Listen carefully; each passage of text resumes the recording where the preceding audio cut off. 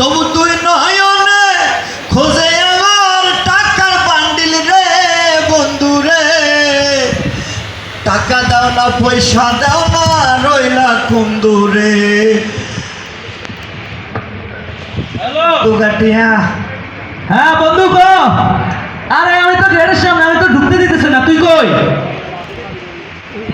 কই আইস না গা?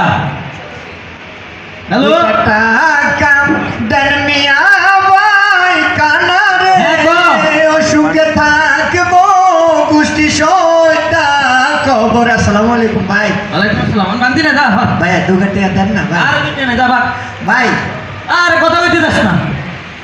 শুনেন ভাই, আল্লাহ তো আমরা করে দুইটা চোখ দিছে, দুনিয়া দেখেন ভাই। ও ভাই রে, আল্লাহ তো আমার দুইটা চোখ দেয় নাই, আমি দুনিয়ার মায়া কি জিনিস দেখি না, সুখ শান্তি তো কি জিনিস আমি দেখি না রে ভাই। শুনছি নতুন একটা 1000 টাকার নোট বাড়েছে ভাই জীবনে, এটা তো আমার পকেটে আসা মুশকিল, তারপরেও যদি একটু দিতেন দড়ি চাইতাম ভাই, একটু দড়ি চাইতাম, মনের শখটা পূরণ করতাম। আল্লাহ আপনার শখ দিছে, আর দিছে রোদ দিছে ভাই, একটু দেন না। আরে ফকিরের আবার শখ, খাড়া খাড়া দিতেছি। দেন ভাই, আল্লাহ আপনার মনের আশা পূরণ করেন। এটা নিয়ে 1000 টাকার নোট। আরে ও টাকা রে, কোথায় থাকো জীবনে একটা ধরেছে ভাই? হ্যাঁ টাকার ভিতরে বিল্ডিং এটা কার? এটা তাজমহল। আরে সাধারণ মেয়ে বানাইছে মমতাজের লাই। সাজান মিয়া তাজমহল বানাইছে মমতাজ। এটা তুই টিয়া কোনে বড়? মাশাআল্লাহ। দেখ টিয়া কোনে বড় তুই? আটটা দে। কি টাকা ভাই? এটা কি তুই? মাত্র না তোর কষ্ট চাই 1000 টাকা নোট দিলাম। কখন ভাই? আমি মাত্র 2 টাকা চাইছি, আপনাকে মাফ করো। আমি কইছি আল্লাহ আপনারা মাফ করে দেখ, হায়াত বাড়াই দেখ, রিজিকে বরকত দেখ আল্লাহ। এরে আর কাছে 1000 টাকা আছে দে। কি টাকা ভাই? আমি বুঝি না আপনার কথা। কিরে তুই এই মাত্র 1000 টাকা নোট দিলাম তোরে, তুই কইলি তোর মিয়া কখন আপনি আমার 1000 টাকার নোট দিছেন? আপনি এখন এরকম ফাড়াফাড়ি করলে আমি কিন্তু মানুষ বললাম, আপনি ফকির হয়ে গেছেন। ভাই তোর বইরো ধরি বলাইস না আরেকটা মান সম্মান আছে ভাই। আমি জাহির ভাই। এই 2 টাকা দেন মিয়া ভাই কানারে, অসুখে থাকবো গোষ্ঠী সইতা কবরে। আল্লাহ আমার আল্লাহ নবীদের নাম 2 টাকা দিয়া যান।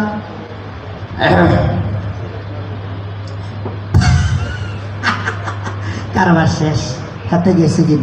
আসলে আমি তো অন্ধ না, আমার সামনেও দেখি, ডাইনে দেখি, বামে দেখি, আবার উপরেও দেখি, পিছনেও দেখি। 2 টাকা দেন মিয়া ভাই কানারে, থাকবো তুই এমনি আয় গোষ্ঠী সুইটা খবরে খবরে। চোখ মেল আদিকে রে লাতি দি স্টেজে তো হালা দি আমরা স্যার কত লইছ তুই বেটা তন এইজন সাধারণ পাবলিক রে ঠগায় টাকাটা লইলি, তোর দেন দিছে জিন্সের প্যান্ট আই দেই না। আস্তে আস্তে আছে আছে না আমি খুলি ফেলি স্যার, আমি খুলি এখন সাধারণ মানুষ দেখো, আমি খুলি ফেলি স্যার। বাংলাদেশে এরকম ভিক্ষুক আসেনি? এই আমনাগর রায়পুর বাজারে বহুত ভিক্ষুক আছে, সম্পূর্ণ বালাই চান জিন্সের প্যান্ট বিটতে মাগরিবের হলে যান, আন্ধার হয়ে যায় কিন্তু এই যে টাকা উঠি চলে যায় আর সারাদিন ভিক্ষা করে। এই যে টেয়া তোর কাছে নিরাপদ নয়। এই অনুষ্ঠানের দায়িত্বে আমি রয়েছি। আর কাছে স্যার দিতে টাকা কত লইছ? সকাল ধরে 5000 পাইছি স্যার। দে 5000 আর তো দে, আর কাছে টাকা নিরাপদ। আমি এখানকার অফিসার। স্যার সবগুলা দেবো না, আমার ওই যে চাউল কেনার পয়সা নাই। জোতা দি বাড়ি আমরা টেয়াটা দে জাগিন আর অফিস আছে, কোনো সময় চলে আইব। এটা আবার ঘুষ না বা আরেকজনের ঠক আমি মারি খাইতেছি না। এটা স্যার আমি কি লুঙ্গি আর ওই যে গামছা নিতে পারি? হ্যাঁ লই যা, জাগিন যা। স্যার আমার স্যারের লগে দেখা হইলে কোনো কিছু বলবি না, জাগিন নিয়ন্ত্রণ। আমি এখানকার ডিউটিতে আছি। প্রেমে পড়েছি মন, প্রেমে পড়েছি, কতগুলা টাকা পয়সা পকেটে ঢুকেছি।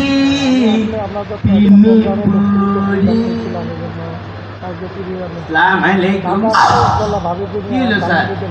আপনি এনে কি করেন স্যার? আমি তো এই ডিউটিতে আছি, আপনি আইবেন আমারে বলি আসবেন না, আবার কাসাই যাই দেই। আপনি কি হয়েছে? কেমনে পারলি তুই?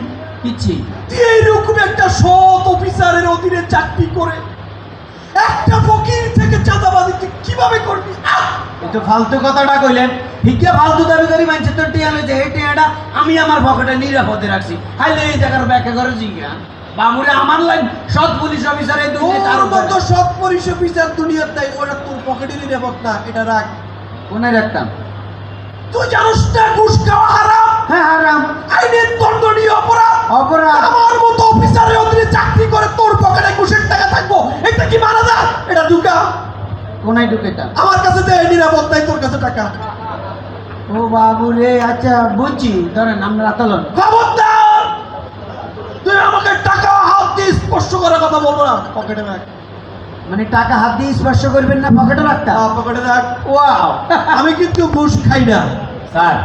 আমি জানি আপনিও ঘুষখোর, আমিও ঘুষখোর, ঠিক আছে? সেহেতু টাকাটা রাখছি, 5,000 টাকা মারছি সকাল থেকে। আপনি 2,500, আমি 2,500 লট ভাগ করে গেলাম। আবার কাজ গেছে, কি এসে এমনি আইয়ে তোর ভাবেই এই যে একটা ঈদ গেল, একটা দামি শাড়ি দিতে পারি না। আচ্ছা, ভাবিরে যেহেতু শাড়ি দিতে পারেন না, তাকে আমার কাছে বিয়ে দিয়ে সরি সরি বলে। যদি একটা শাড়ি তোর একটা তোর বাবির জন্য একটা শাড়ি কিনি, কত টাকা লাগবে রে? বাবির লাগে শাড়ি কিনতে হইলে নর্মাল শাড়ি কিনুন যাইতো না, সর্বনিম্ন 2,000 টাকা শাড়ি। দিলাম কোনান্ত এতে 2,000 টাকা দিলাম। এই 5,000 তো হ্যাঁ। ঠাডা হোসেনি 3,000 রয়েছে আর ক্যান্সার। তাহলে স্যার কষ্ট করে উদ্যত নাই লইছি, এই, 3,000 টাকার হুন্ডোশো আমনে হুন্ডোশো আর আলহামদুলিল্লাহ বাদ করিয়া। আমার একটা মাত্র শাড়ি, এই শাড়িটা গত ঈদে দুলাভাইয়ের কাছে কইছে, দুলাভাই একটা পাখি জামা বাড়িছে, আমি যদি আমার শাড়ির জন্য একটা ভালো মানের 3 পিস কিনি, কত টাকা লাগবে রে? আলিল্লাই কিনলে তো হুন্ডোশো টাকা লাগবে। দিলাম। কোনান্তন এতে আমি টাকা ধরছি। আপনি ধরেন না, শোনো না, ভাবিরে দিচ্ছেন, হালিরে দিচ্ছেন, আর শেষ আগে তাই হুন্ডোশো গেছি কিনা হয়েছে কত?